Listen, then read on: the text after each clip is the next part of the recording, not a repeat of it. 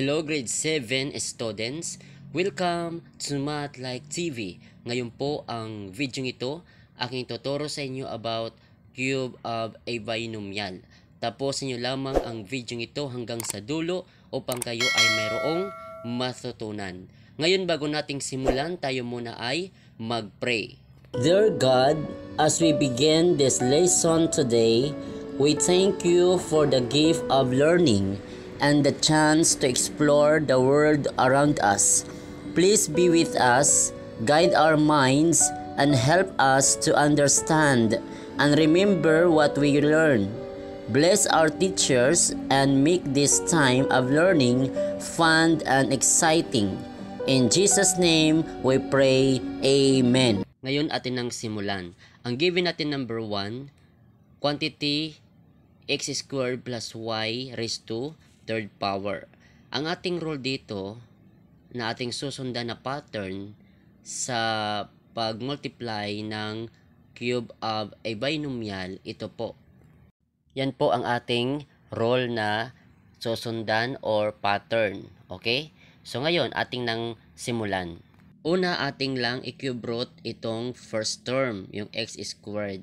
Then, plus 3 times the square of first term by the second term. Then, plus 3 times the first term by the square of the second term. Then, plus cube the last term. Ngayon, ating makikita, parehas na siya doon sa ating rule na pattern. Okay, ngayon, ating nang i-simplify. Unahin natin dito i-simplify ang mga ma-exponent. So, itong cube root of x squared, 3 beses i-multiply sa kanyang sarili. Dahil x lang namang variable siya, ang exponent ay ating lang ipag-a-add. Okay? So, that is x raised to 6 power. Plus, then, itong x squared ay 2 base natin i-multiply. Twice, that is x raised to 4th power times y squared, that is x raised to 4th power and y squared times 3, that is 3x raised to 4th power and y squared. Then, plus itong x squared times natin dito sa 3, that is 3x squared. Then, itong y squared raised to second power. So, 2 beses i-multiply sa kanyang sarili. I-add lang ang kanyang exponent. That is y raised to 4th power. So, ito ay 3x squared y raised to 4th power. Plus, itong y squared raised to 3rd power. 3 beses i-multiply sa kanyang sarili. Then, add the exponent. That is y raised to 6 power. So, ito ang ating final answer.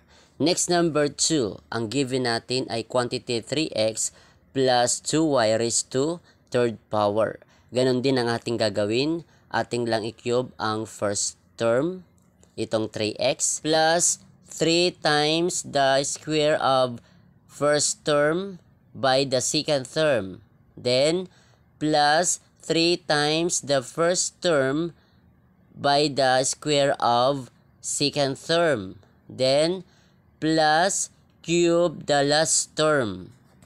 Ngayon, atin ang simplify. Cube root of 3x, that is, multiply 3 times itself. 3 times 3, that is 9 times 3, that is 27. Then, copy the variable. The exponent is 3rd power. Plus, simplify muna itong may parenthesis, yung 3x raised to second power, multiply itself twice, ito ay 9x squared. Times 2y, that is 18x squared y. Then times 3, that is 54x squared y. Then next, ating munang simplify itong may exponent, yung 2y raised to second power, multiply itself twice, that is 4y squared. Then, times natin dito sa 3x, that is 12xy squared times 3, that is 36 6xy squared plus itong 2y raised to third power, ito ay 8y raised to third power. Ito po ang final answer. Okay, number 3 is your turn. Just comment your answer. Ngayon, kung meron kang natutunan, pakipindot naman ang like. At kung bago ka pa lamang sa akin channel, pakipindot naman ang subscribe, maging ang bell notification upang ikaw ay laging naka-update sa mga bagong video ni upload sa akin channel na ito. Maraming salamat po sa inyong panunood.